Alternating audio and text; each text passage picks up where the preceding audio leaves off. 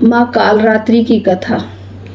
माँ दुर्गा की यह सातवीं शक्ति कालरात्रि के नाम से जानी जाती है, अर्थात जिनके शरीर का रंग घने अंधकार की तरह एकदम काला है। नाम से ही जाहिर है कि इनका रूप भयानक है। सिर के बाल बिखरे हुए हैं, गले में विद्युत की तरह चमकने वाली माला है। अंधकार में स्थितियों का विनाश करने वाली शक्ति है कालरात्रि। कालरात्रि से भी रक्षा करने वाली यह शक्ति है। इस देवी के 3 नेत्र हैं। ये तीनों ही नेत्र ब्रह्मांड के समान गोल हैं। इनकी सांसों से अग्नि निकलती रहती है। ये गंधर्व की सवारी करती हैं। ऊपर उठे हुए दाहिने हाथ पर मुद्रा भक्तों को वर देती हैं।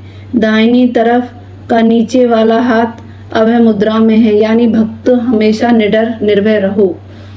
बाईं तरफ के ऊपर वाले हाथ में लोहे का कांटा तथा नीचे वाले हाथ में खड़ग है। इनका रूप भले ही भयंकर हो, लेकिन ये सदैव शुभ फल देने वाली माँ है, इसीलिए शुभकरी कहलाई। अर्थात इनसे भक्तों को किसी भी प्रकार से भयभीत या अंकित होने की कतई आवश्यकता नहीं है।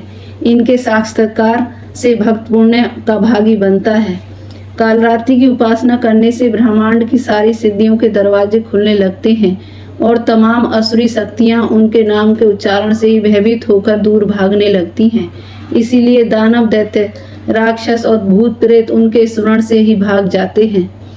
ये ग्रह बाधाओं को भी दूर करती हैं और अग्नि, जल, जंतु, शत्रु और रात्रि भय दूर हो जाते हैं। इनकी कृपा से भक्त हर तरह के भय से मुक्त हो जाते हैं। माँ कालरात्रि की कथा इस प्रकार है।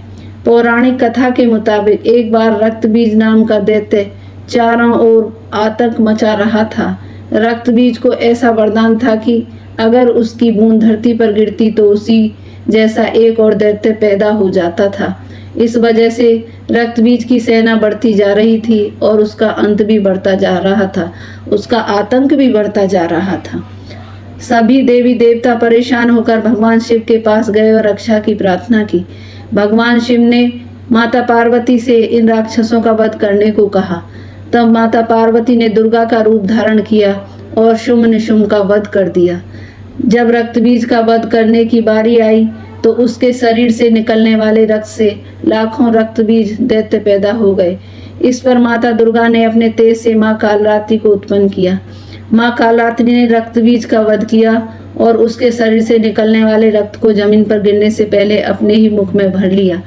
इस तरह माँ दुर्गा ने सभी राक्षसों का वध किया और धरती की रक्षा की। जय माता दी।